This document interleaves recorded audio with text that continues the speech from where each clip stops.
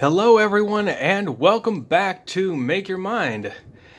As you can see, I got the camera a little bit further back. This is a brand new armature that I got, so I'm just trying to figure out the best angle to get this big guy in here.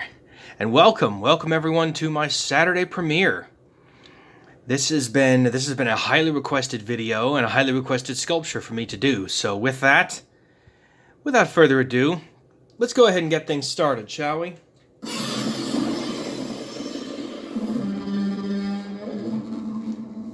This creature needs no intro, but I'll be speaking some history about Godzilla as I make this video and while the music is in the background. So ladies and gentlemen, boys and girls, viewers and subscribers alike, may I present to you my depiction of the king of all monsters, Godzilla.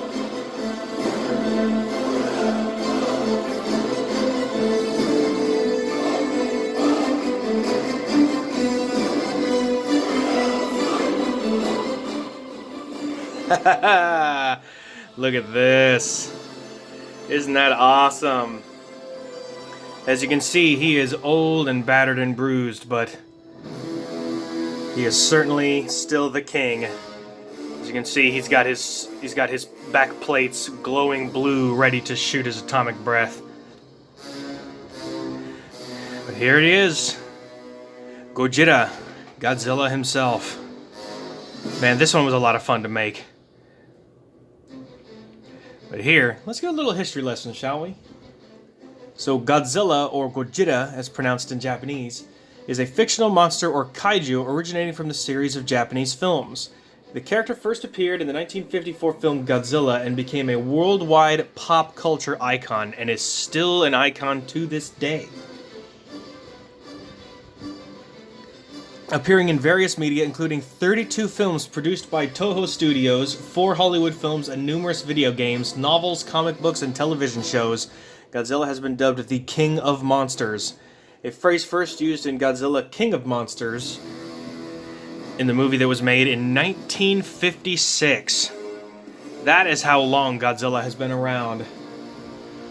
Godzilla is an enormous, destructive, prehistoric sea monster awakened and empowered by nuclear radiation. With the nuclear bombings of Hiroshima and Nagasaki and the Lucky Dragon 5 incident still fresh in Japanese consciousness, Godzilla was conceived as a metaphor for nuclear weapons and the complete destruction that they cause. And they truly do. It's one of the craziest things. Let's get a little view from the back here. There we go, that looks good. See, others have suggested that Godzilla is a metaphor for the United States itself. Oh, that's interesting. A giant beast awoken from its slumber when it takes terrible vengeance on Japan. That's an interesting comparison. As the film series expanded, some stories took on less serious undertones, portraying Godzilla as an anti-hero, which, fair enough, you could think of him as a monster who is both destructive and also protective at the same time, because he protects Japan and protects many countries throughout the world from the destruction of other monsters like King Ghidorah, Rodan, well, not Mothra necessarily, but there are tons of monsters. And now with the upcoming movie, the fight's going to be with King Kong, which, who's going to come out on top? I don't know. Are we going to see anything new in the movie? Possibly, I don't know. Personally, I'm kind of hoping that a third monster comes into play, maybe even Mechagodzilla. Huh? That's a quick little prediction real quick. Maybe Mechagodzilla will come. Who knows? Here, let me move your tail back. There you go. Yeah, but Godzilla has featured alongside many supporting characters. It has faced human opponents such as the JSDF and other monsters including, here we go, King Ghidorah, Mechagodzilla, and Gigan. Godzilla sometimes has allies such as Rodan, Mothra, and Angurias. Angurias? Yeah, Angurias. And his offspring such as Manila and Godzilla Jr. Godzilla has also fought characters from other franchises and crossover media such as the RKO Pictures Universal Studios movie monster King Kong, which is coming up, as well as various Marvel comic characters, including S.H.I.E.L.D., the Fantastic Four, and even the Avengers themselves. Godzilla he's the king. He's the absolute king. In my depiction, I sort of took a little bit of inspiration from the first Godzilla, and also the inspiration from the latest Godzilla, which is basically the Godzilla from the 2014 movie. That's the newest version.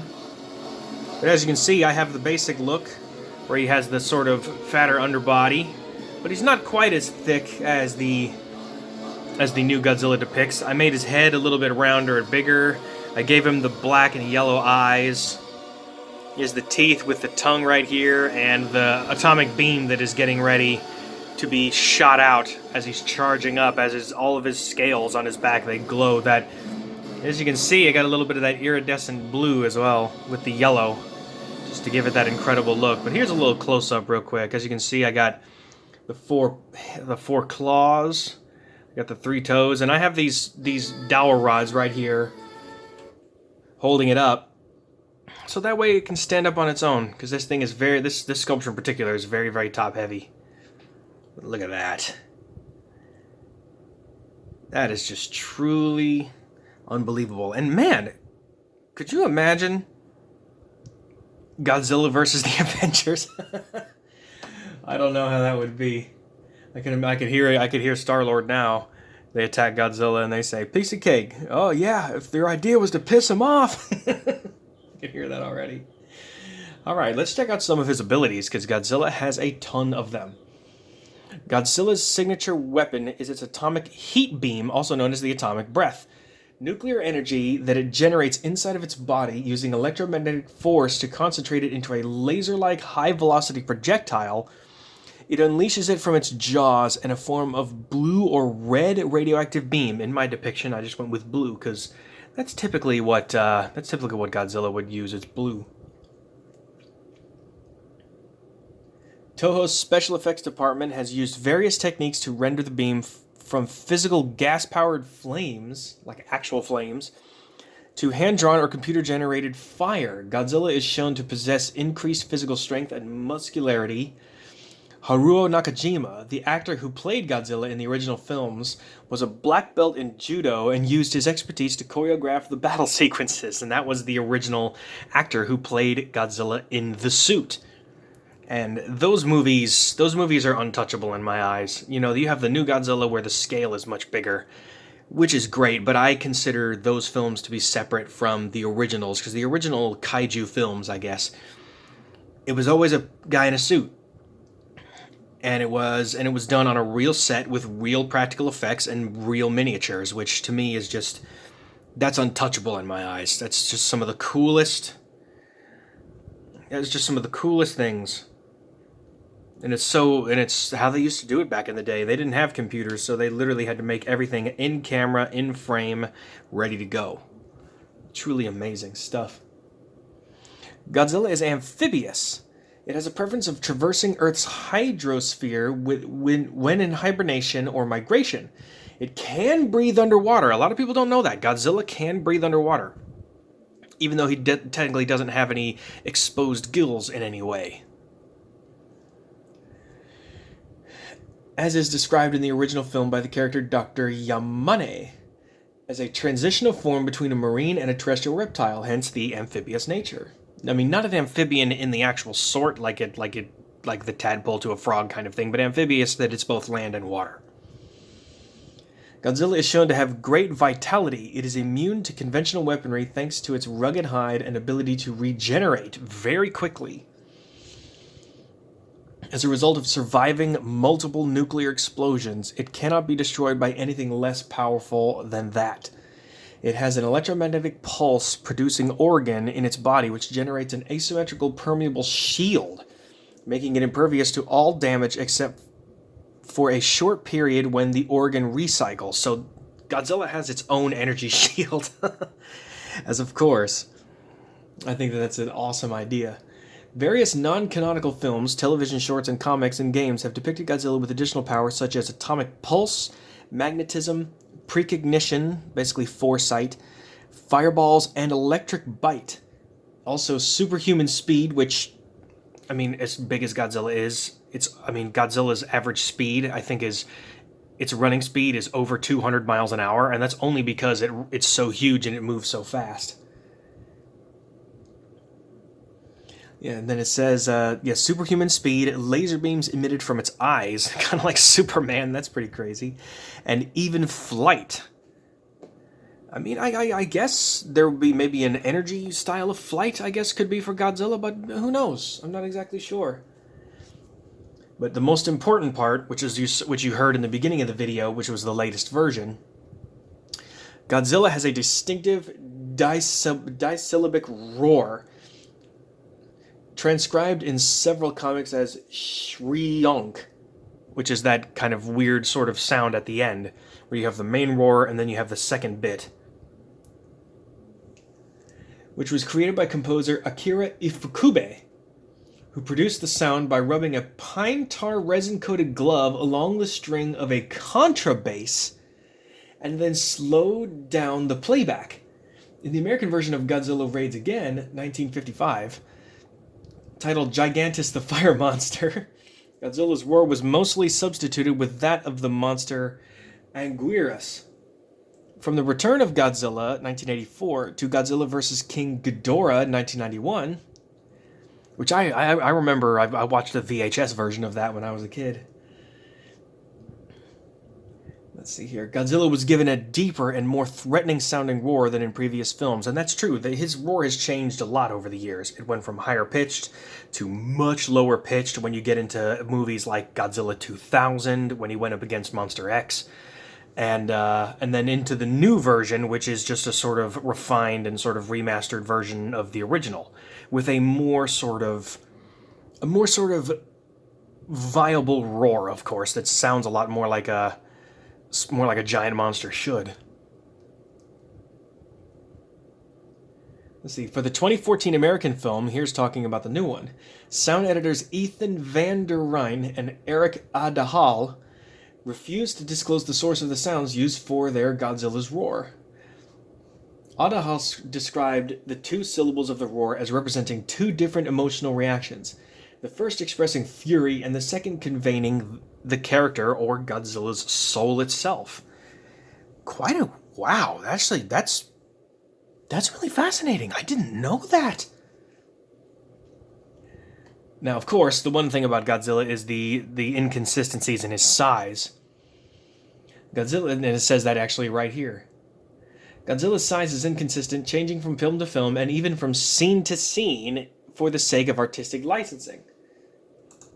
The miniature sets and costumes were typically built in a 1:25 or 1:50th scale and filmed at 240 frames per second to create the illusion of great size. And that's also they also slowed the film down to make it look like it's a larger creature sort of lumbering across. And then of course they added all those incredible sound effects. See, in the original 1954 film, Godzilla was scaled to be 50 meters or only 164 feet tall, which the new Godzilla is way bigger than that. This was done so Godzilla could just peer over the largest buildings in Tokyo at the time. In the 1956 American version, Godzilla is estimated to be 122 meters or 400 feet tall, because producer Joseph E. Levine said that 50 meters did not sound powerful enough, and the size has varied so much over the years, but I think we can all say that despite the variances and despite the different depictions, Godzilla, for one, will always be the king. Truly amazing. And I feel slightly honored to be able to make a sculpture of him, and I hope that I did him justice. This has been one of the more fun sculptures, and this is another sculpture that I'm going to keep for a long time. But, alas, I have more kaijus in the works. And I've also got a couple of sculptures coming from the game Monster Hunter, which I'll be working on. And I also have Fallout.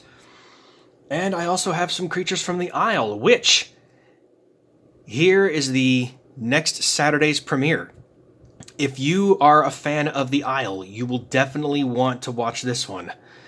I am going to be making, for the Isle, the Hypo Giganotosaurus, the Hypo Giga.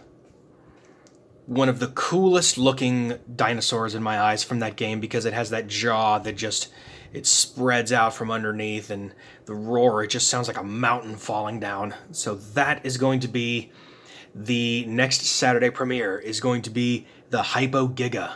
If you don't know what that creature is, I'll leave a link down in the description below so you can see what that creature looks like and hear the sounds. So click the video down below if you want to see what the Hypogiga is. And with that, that concludes my presentation of the king of all monsters, Godzilla himself.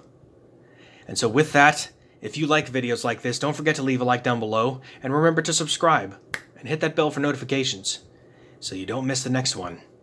I have a lot more of these coming. And hopefully, with the king himself, I have done him justice.